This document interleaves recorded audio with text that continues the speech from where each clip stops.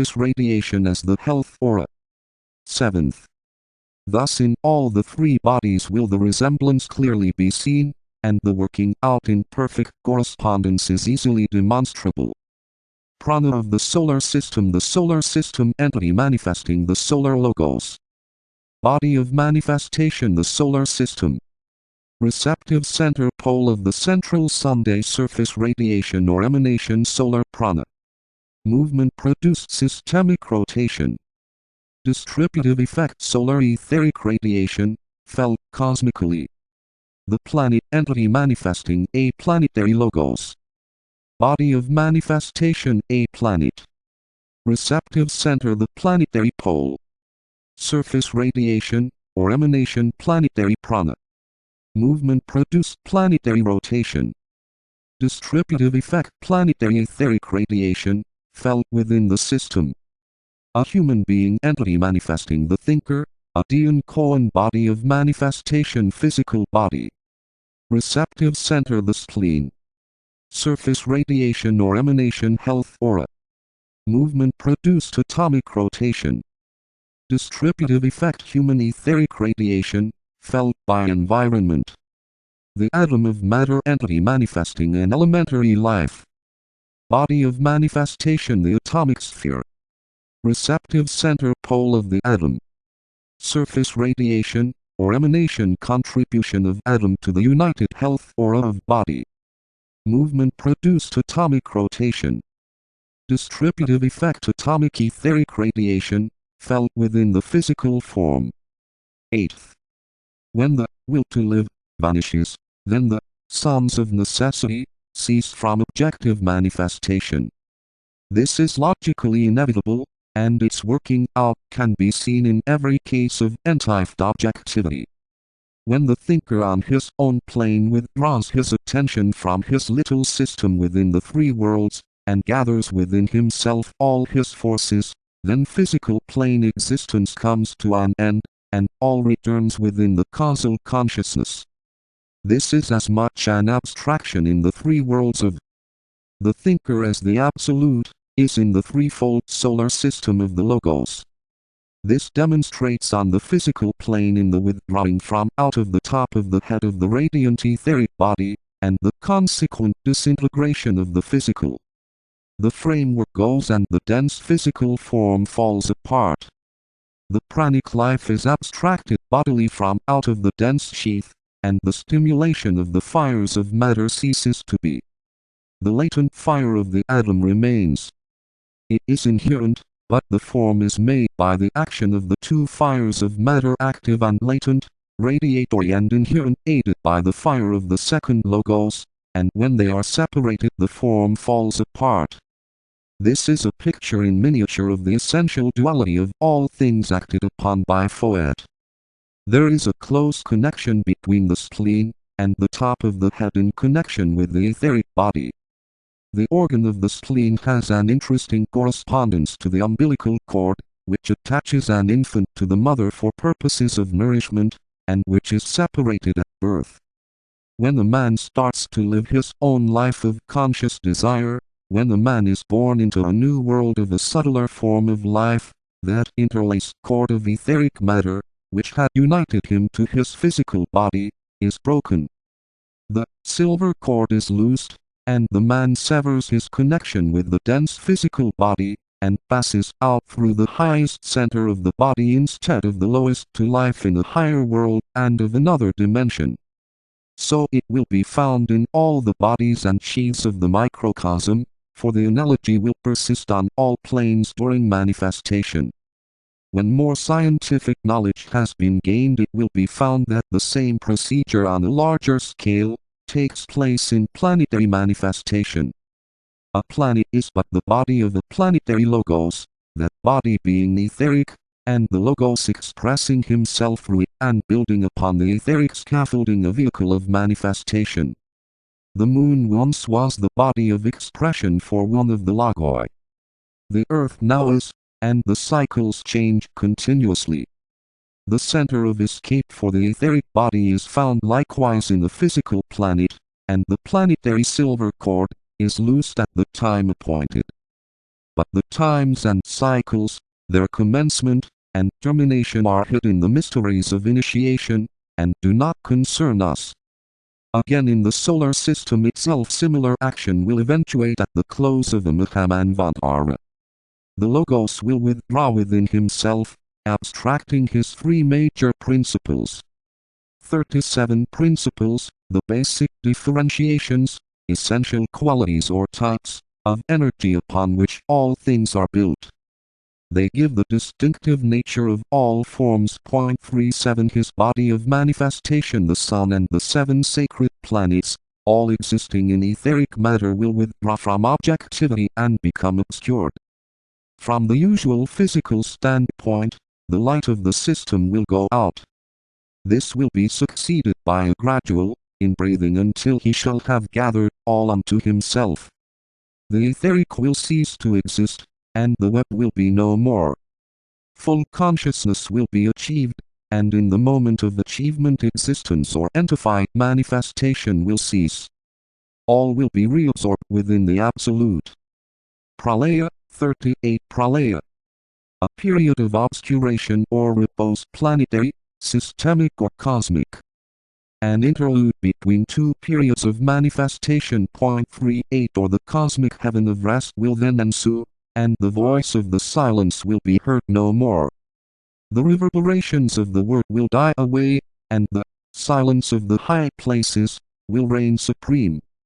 The nature of prana. In dealing with the subject of the etheric body, and its functions as an assimilator and distributor of prana, we have dealt with it from the standpoint of its place in the scheme of things. We have considered this matter of etherics from the angle of correspondences, and have traced analogies in the system, the planet, and man. We have seen that it formed the foundation of the dense physical form, and in itself constituted a most important link between a physical man and the emotional or astral plane, b planetary man and essential emotional quality, c the Logos, the grand heavenly man, and the cosmic astral plane. We might now narrow the subject down to the consideration of the etheric body of the human being and not touch upon correspondences to things systemic or cosmic at all, though it may be necessary to remind ourselves that for the wise student the line along which wisdom comes is the interpretative one. He who knows himself, in objective manifestation, essential quality, and comprehensive development, knows likewise the Lord of his ray, and the Logos of his system. It is only then a matter of application, conscious expansion, and intelligent interpretation, coupled to a wise abstention from dogmatic assertion, and a recognition that the correspondence lies in quality and method more than in detailed adherence to a specified action at any given time in evolution. All that it is possible to give here is material which, if rightly pondered on, may result in more intelligent practical living in the occult sense of the term, living, which, if studied scientifically, religiously, and philosophically, may lead to the furthering of the aims of the evolutionary process in the immediately coming lesser cycle. Our aim, therefore, is to make the secondary body of man more real, and to show some of its functions and how it can eventually be brought consciously into the range of mental comprehension. Science, as we know, is fast reaching the point where it will be forced to admit the fact of the etheric body, because the difficulties of refusing to acknowledge it will be far more insuperable than an admission of its existence. Scientists admit already the fact of etheric matter. The success of photographic endeavor has demonstrated the reality of that which has hitherto been considered unreal, because, from the standpoint of the physical, intangible phenomena are occurring all the time which remain in the domain of the supernatural unless accounted for through the medium of etheric matter, and in their anxiety to prove the spiritualists wrong, scientists have aided the cause of the true and higher spiritism by falling back on reality, and on the fact of the etheric body, even though they consider it a body of emanative radiation, being concerned with the effect and not having yet ascertained the cause.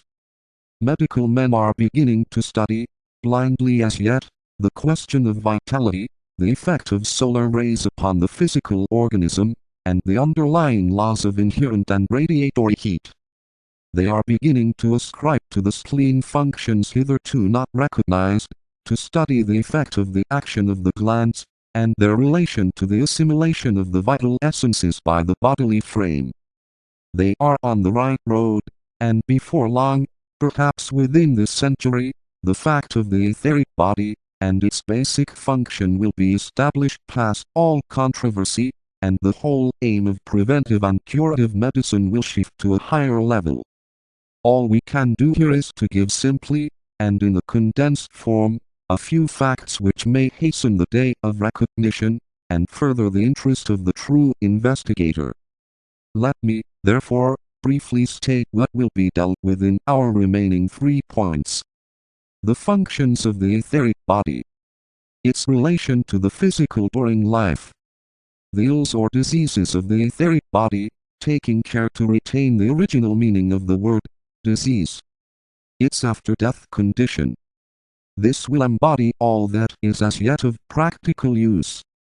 More may later be forthcoming for our helping if that which is now given to the public is carefully followed up, and if investigators wisely, sanely and broadly study this important matter.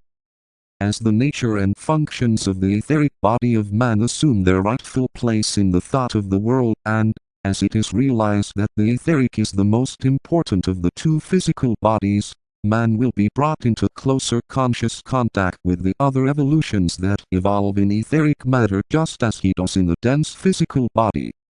There are certain large groups of devas, called the devas of the shadows, or the violet devas, who are closely allied with the evolutionary development of man's etheric body, and who transmit to him solar and planetary radiation.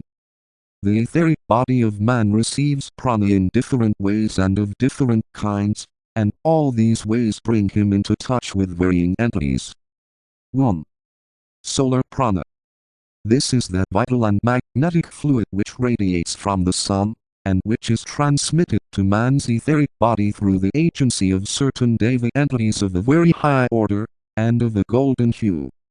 It is passed through their bodies and emitted as powerful radiations, which are applied direct through certain plexi in the uppermost part of the etheric body, the head and shoulders, and passed down to the etheric correspondence of the physical organ, the spleen, and from thence forcibly transmitted into the spleen itself. These golden-hued pranic entities are in the air above us, and are specially active in such parts of the world as California, in those tropical countries where the air is pure and dry, and the rays of the sun are recognized as being specially beneficial. Relations between man and this group of devas are very close, but fraught as yet with much danger to man. These devas are of a very powerful order, and, along their own line, are further evolved than man himself. Unprotected man lies at their mercy, and in this lack of protection, and man's failure to understand the laws of magnetic resistance, or of solar repulsion comes, for instance, the menace of sunstroke. When the etheric body, and its assimilative processes are comprehended scientifically, man will then be immune from dangers due to solar radiation.